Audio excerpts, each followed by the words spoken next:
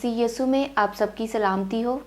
मैं हूं अज़रा गिल और आज आपकी खिदमत में एक नए प्रोग्राम के साथ हाजिर हैं और उस प्रोग्राम का उन्वान है अपाक रफ़ा किताबें।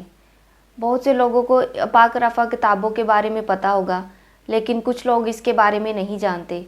आज हम सीखेंगे कि अपाक रफ़ा का क्या मतलब है और ये कौन सी किताबें हैं और इनकी तारीख़ी हैसियत क्या है। तो आज हमारे साथ इस टॉपिक पर बात करने के लिए पादरी मेहताब गिल साहब मौजूद हैं।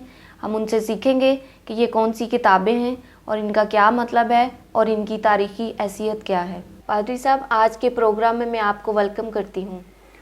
जी थैंक यू सो मच। आपने मुझे ये मौका दिया कि मैं आज इस प्रोग्राम के प्लेटफॉर्म से आपके साथ बात कर सकूं और इस खूबसूरत टॉपिक पर, इस अहम तरीन टॉपिक पर बात करने वाला हूं। सो मैं आपका और न्यू लाइफ ट्रस्ट के इस चैनल का शुक्रगुजार हूं कि मुझे मौका मिला। शुक्रिया पादरी साहब, आपने हमारे लिए कीमती वक्त निकाला ताकि आप हमें अपाक रफ़ा किताबों के बारे में बता सकें। मेरा आपसे पहला सवाल है, अपाक रफ़ा का क्या मतलब है? जी शुक्रिया, आपने मुझसे ये सवाल पूछा।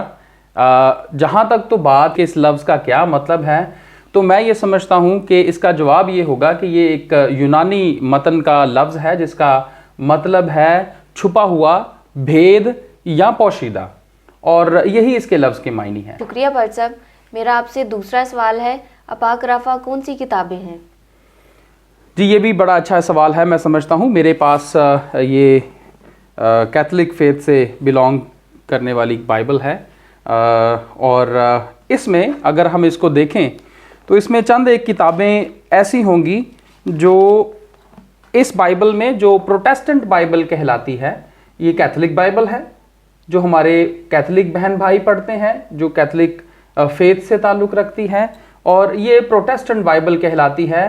गो के दोनों ही खुदा का कलाम है, इसमें कोई तजाद नहीं है, कोई फ़र्क नहीं है, लेकिन सिर्फ सिखाने के लिए, बयान करने की बात कर रहा हूँ कि कैथलिक फेथ की अगर हम बाइबल देखें और प्रोटेस्टेंट बाइबल को देखें तो कैथलिक बाइबल में 7 कुतुब ऐसी हैं जो अज़ाफ़ी तौर पर हमें मिल जाती हैं, जिनमें अगर मैं बनाम आपसे बात करूं तो उसमें सबसे पहला है तूबिया, और दूसरा है यहूदियत, और तीसरा है हिकमत, चौथा है यशवा बिन सिराख, और उसके साथ बारूक, और पहला मकाबीन और दूसरा मकाबीन। सो ये चंद एक किताबें हैं, 7 कुतुब ये हैं जो प्रोटेस्टेंट बाइबल के पुराना अहदनामा यानी कि अहद अतीक में हमें प्रोटेस्टेंट बाइबल में नहीं मिलती, लेकिन कैथलिक बाइबल के अंदर हमें ये मिल जाती हैं।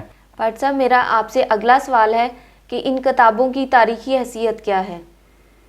जी जहाँ तक तो इन किताबों की तारीख़ी हैसियत की बात है, ये तारीख़ हमें अब बताती है कि काउंसिल ऑफ ट्रेंट ने 1563 में इस कैनन को पुराने अहदनामा में शामिल किया, और यहूदी और प्रोटेस्टेंट जो पुराना अहदनामा है, जो प्रोटेस्टेंट बाइबल का पुराना अहदनामा है, और जो आज चाहे पुराना दौर हो चाहे नया दौर हो, यहूदी में उनके भी किताब में इन जो अपाक रफ़ा किताबें हैं इनको शामिल नहीं किया गया। सो तारीख़ी तौर पर ये हमें रोमन कैथलिक फेथ में ही हमें मिलती हैं, अदरवाइज़ ये यहूदी और प्रोटेस्टेंट फेथ के पुराना अहदनामा में हमें नहीं मिलती। पादरी साहब, मेरा आपसे अगला सवाल है, इन किताबों के मुस्तनद होने के ताल्लुक से आप क्या कहेंगे? जी शुक्रिया। जहाँ तक तो इनके मुस्तनद होने की बात है, इसका फ़ैसला मैं करने वाला नहीं हूँ, मैं इसका कोई फ़ैसला नहीं कर सकता। हाँ, लेकिन जो उलमाए दीन और मुख्तलिफ मुस्तनद किताबें और तारीख़ के औराक को खोलने से ये मालूम होता है कि हज़ूरुल मसीह और उनके हवारियों ने, यानी कि उनके शागिर्दों ने या रसूलों ने, कहीं भी नए अहदनामा में इन किताबों का जिक्र नहीं किया। सो ये सबसे एक बड़ी पहली बात मैं समझता हूँ कि हमें मिलती है। और दूसरी जहाँ तक बात है कि जब हम कलीसिया के शुरुआती दौर की अगर हम बात करें तो पहली 4 सदियों में इन किताबों का जिक्र हमें पुराने अहदनामा के किसी कैनन में भी नहीं मौजूद मिलता। सो ये 2 ऐसी ख़ास बातें हैं जो मैं समझता हूँ कि इनके मुस्तनद होने या ना मुस्तनद होने के बारे में हमें बताती हैं। तीसरा इसमें जो अहम तरीन बात मैं समझता हूँ वो ये है, इन किताबों को उन 4 सदियों के दरमियान में लिखा गया जिन 4 सदियों में इल्हाम नहीं होता था, खुदा ने कोई नबी बर्पा नहीं किया। تو اگر کوئی نبی برپا نہیں ہوا تو وہ ظاہری بات ہے کہ الہام ہونا بھی ناممکن بات ہے۔ اب یہ کون سے 400 سال ہیں جن کا میں ذکر کر رہا ہوں؟ یہ وہ 400 سال ہیں یعنی کہ ملاکی نبی سے لے کر پرانے عہد نامہ کی آخری کتاب ملاکی سے، یعنی کہ جو عہد عتیق ہے اس کی آخری کتاب ملاکی سے لے کر یوحنا استباغی، یوحنا بپتسمہ دینے والا، کہ ان 400 سال کے عرصہ کے دوران کوئی نبی برپا نہیں ہوا۔ اور یہ خدا کا ایک کرائیٹیریا ہے، خدا کا ایک سٹینڈرڈ ہے کہ وہ اپنے نبیوں کے ذریعے سے اس نے بات کی ہے پرانے عہد نامہ میں۔ تو اگر نبی نہیں آئے گا تو بات نہیں ہوگی، تو ان کی الہامی حیثیت جو ہے وہ بھی مستند نہیں ہوتی۔ اس وجہ سے ان کی جو تاریخ میں دیکھا جائے تو الہام کے تعلق سے یہ بات صاف ہے کہ یہ الہامی کتابیں نہیں ہیں۔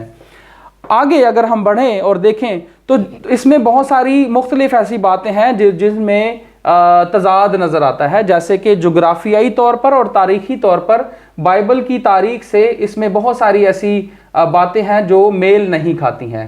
اور آخری بات جو میں اسی تعلق سے کہنا چاہوں گا وہ یہ ہے کہ اس میں بہت ساری ایسی تعلیمات اور ایسے عوامل ہمیں ملتے ہیں جو بائبل کے تعلیم کے بالکل خلاف ہیں۔